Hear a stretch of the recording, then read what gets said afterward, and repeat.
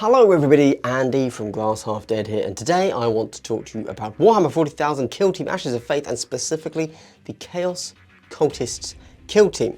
This is going to be a review, an overview. It's not a full in-depth tactical guide, but if you're just coming to the Ashes of Faith for the first time, this is going to tell you what you need to know. A little bit of admin before we crack on with it. Thanks to GW for sending me the Ashes of Faith box. That's it, that's the whole admin. Okay, let's crack on, shall we? This is a no options team. There is no roster. You have 15 models on the board turn 1, and you lose them throughout the game, but maybe you gain 5, 6, 7, 8 more, but you swap them out for one of them. It's a whole thing. Your tactics are not in the list building here. Your tactics are in a more reactive sort of manner, where you decide who you're mutating and you're deciding which accursed gifts you give them, and whether or not you're able to carry out that plan and that reaction is going to define whether or not this team works for you or not. Because although you may look at them and think, well, these guys are just going to run forwards and hit stuff, they're a bunch of GA2 noobs, like what else are they going to do? That's going to fail you. This team is about reactions. Because not only are you reacting to what the enemy is doing and which models they have not killed, you also have to keep in mind your 3 buffing characters from the Dark Commune. You've got to keep both friendlies and enemies within auras and within locations. It's very interesting. Now, from a hobby perspective, of course, the Chaos Cults are one of the core tenets of Warhammer 40,000. It is the Chaos Cult, the Chaos Uprising. This is the Imperium against itself. But ultimately, it is just a bunch of dudes that kind of get stronger as they go, and then a few leaders, and that is wicked when it comes to putting in your own theme. If you're not into the central tenet, Chaos Cultists, these could easily be Gene Stealer Cults, Imperial Guard, some sort of Xenos, like you can do anything. Also, normally in these reviews, I like to give a default team suggestion, you know, to help you with the list building, which gunner operatives to take. They have 0 options. This is just the team you take. So the only thing you really need to know are that all of the regular dudes and the mutants come on 25mm bases, the big torment scary dudes come on 40mm bases, and your Dark Commune are all on 28mm bases. That's a 32 if ever I've seen it. And your Dark Commune are on a mixture of 28mm bases and 32mm bases. So to quickly summarise the team, I think that they're going to be a little bit of a nightmare to run if you're just reacting and you have no tactics. But they're going to be very easy to mess with your plan, so you're going to have to react and just kind of fingers crossed pray that it works. If you're out of activation and your opponent gets the right kills, you just have no answer, because ultimately you're a very weak team and you're relying on those mutations to make you viable. So if they just get wrecked because you mutated at the wrong time, you're done. Power level wise, if I had to guess, I'd say this team's going to sit nicely where it should, in the 45 to 55% range, and I would assume below the 50%, which some people don't like, but I would say honestly, don't worry about it, it means they're not going to get nerfed, so good. And with that said, before we crack on with the data sheets, the list building, all of that good stuff, the ploys obviously, I would like to say that if you're a subscriber to my channel, this is a subscriber only benefit, so a big double hello to you, good sir.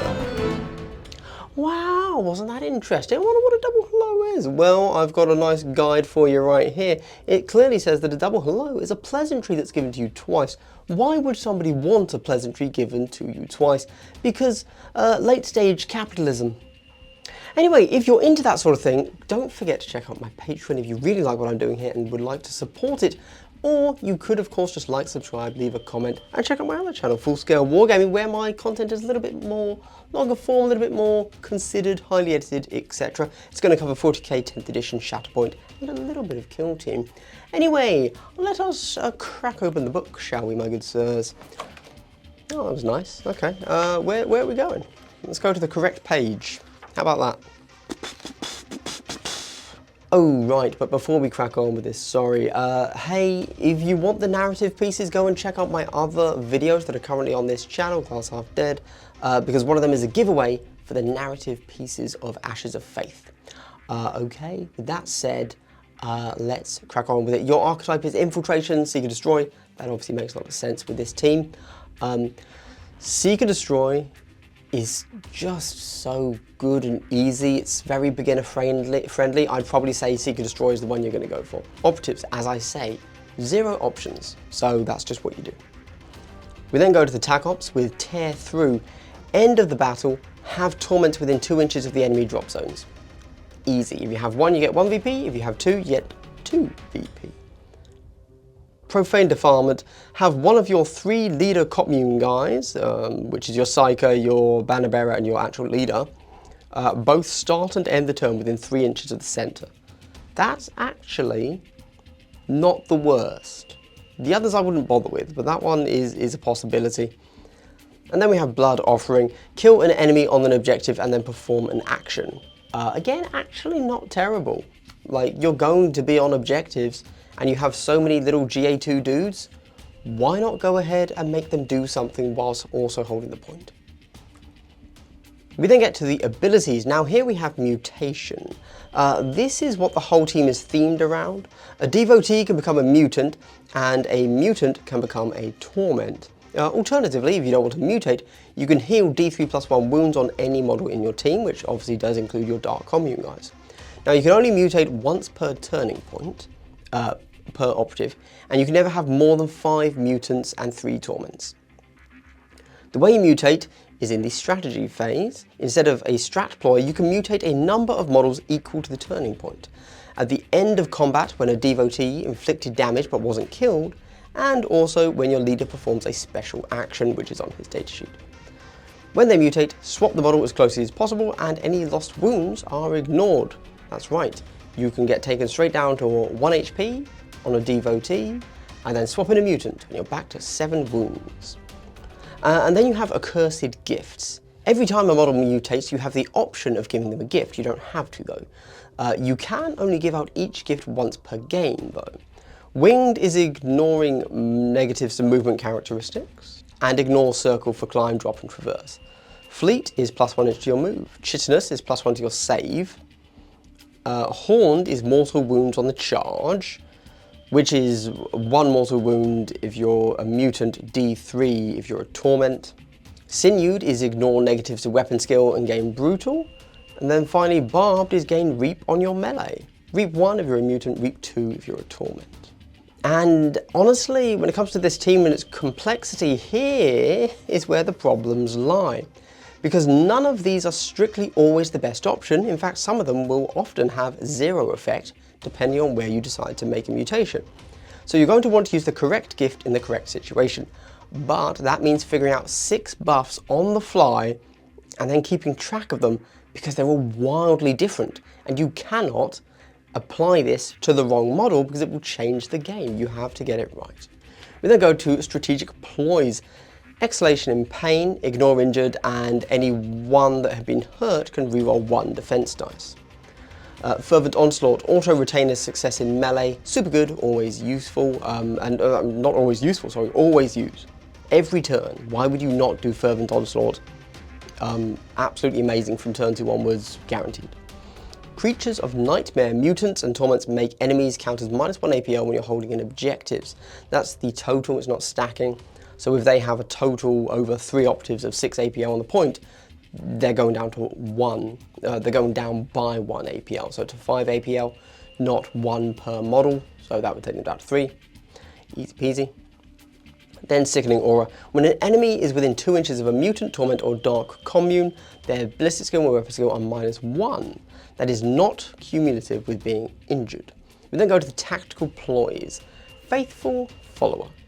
When one of your 3 big boys is shot, 3 big boys are the Cult Demagogue, the Iconarch, or the Mind Witch, which we will obviously get to the datasheets of in a moment. Basically, you can save your protocols to any model, to any other Chaos Cult model within circle of that operative. We then have Abhorrent Mutation, which is give any model that isn't the Dark Commune an accursed gift. So it is possible to get extra gifts. For example, you might want to play this after you've got a successful Torment in play and it's in where you want. If you want to then stack it up, Abhorrent Mutation makes a lot of sense there. We get Frenzied Demise. One enemy within circle of a mutant or torment takes mortals D3 if it's a mutant, dying, and D6 if it's a torment. Yeah, sorry, that was very poorly phrased, wasn't it? When a mutant or torment dies, you play Frenzied Demise, if that wasn't clear from the name. And they take mortals. We then get Unleash le Démon. It's mutants and torments only. You get a free fight action and can perform 2 fight actions in your activation. This is obviously incredibly useful if you're still alive at that point. That would help, wouldn't it? Okay, and away from the ploys, we get to the data sheets. We start with our leader, the Cult Demagogue. Now, this is not a terrible model up close. It has 2 ranged weapons. A little bit odd, if I'm honest. The pistol within 6, but then the diabolical stave within 2. Yeah, just a little bit odd. You would always use the diabolical stave. It is always better, but obviously you do have to be within 2. Don't ask me, I don't know. So yeah, not a terrible up close, but you need to be popping a Cursed Benediction every single activation. A Cursed Benediction is the way that you are able to mutate an extra model every turn. So that is literally just, yep. So that is just one of your Chaos Cult models within 6 inches can mutate, whether that be healing one of the Dark Commune or mutating a devotee to a mutant or a mutant to a torment.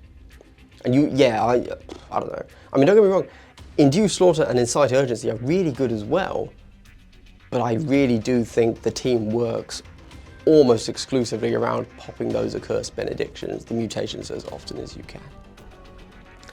However, let's talk about what those other things are. You can immediately, with Induce Slaughter, fight again, which is awesome. Sorry, not fight again, just you can make one of your models within 6 inches and visible fight, which is great. It's outside of their activation. Delightful. And then Incite Urgency is basically just perform a free dash or a 3-inch charge, which is a thing, I guess. And then we have, you know, lots of cool stuff. Honestly though, I'm gonna call it right now. I would like to see a Cursed Benediction just become a 0 AP ability, because it's so key. I think you're always using it. And then that means that essentially your leader is a 1 APL model, so it doesn't matter what his other skills are or what his attack characteristic is. He's never doing that. He's moving and he's Accursed Benedictioning. So whatever. You then get the Blessed Blade, aka the Ring Wraiths. You get 2 of them. They both have essentially just power swords, and they cause mortals if the enemy attempts to fall back on a dice roll. And if they're within 6 inches of each other, they get GA2 with each other, obviously. We then get the Iconarch. Now this is a standard plus APL, counting as plus APL banner bearer, but then they have 2 4-inch effects. If an enemy operative is within 4 inches of this operative, add 1 to the damage every attack dice inflicts. If a friendly operative is within 4 inches, minus 1 to the attack dice they take, to a minimum of 2. We then have the Mind Witch. This is your Psyker, with some very interesting abilities actually. So Heinous Deluge is minus 1 APL to a visible enemy. Very useful. Malefic Vortex is place a token anywhere visible and all enemies within 2 inches immediately take 1 mortal wound. And if they're still there at the end of the round, they take another mortal wound. And this stays until recast. Then you have Infernal Gaze. You must be on an engage order to cast this. It's literally just a shooting weapon, and they have to be, the enemy model has to be in full line of sight. If they're within 6 inches, they take 3 mortals. If they're within 4 inches, they take D3 plus 3 mortals. And if they're within 2 inches, they take D3 plus 5 mortals. We then go over to the Devotee. The Devotee are pretty terrible. In fact, they're some of the worst models in the game. They are GA2, and that's it. There's nothing else to say about them. They are just there to sit on points and perform actions until you mutate them into a mutant. The mutants lose their pistol, but they do gain plus 1 to their melee damage. So their melee damage is now 3/4 instead of 2/3. And they do get Relentless and Rending, and that obviously is where your actual efficiency and ability to do anything comes in, because you're still hitting on 4s with 4 dice.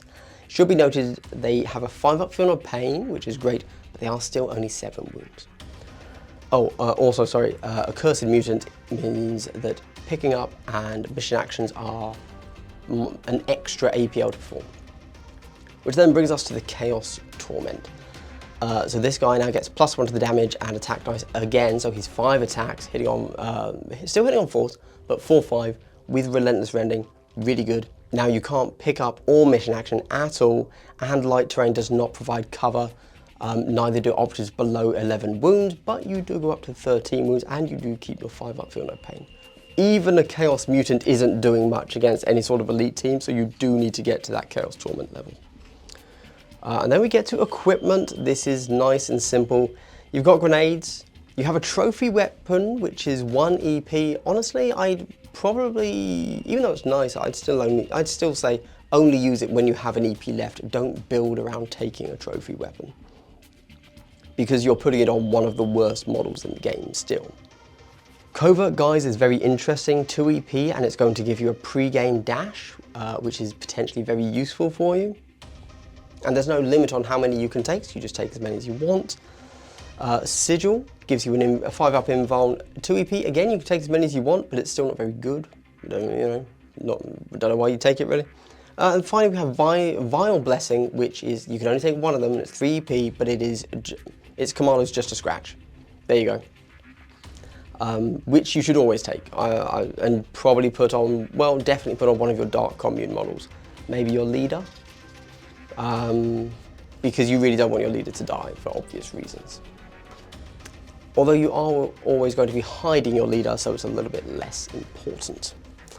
Okay, and that is the Chaos Cult team done. Obviously there was a lot less to talk about there than with the Inquisitorial Agents, because ultimately, like with a lot of Kill Team, this is all about, it's nothing to do with the list building, nothing to do with the roster. It's about what you do in each moment of the game that is going to define whether or not you are good at this team and whether or not this team is good.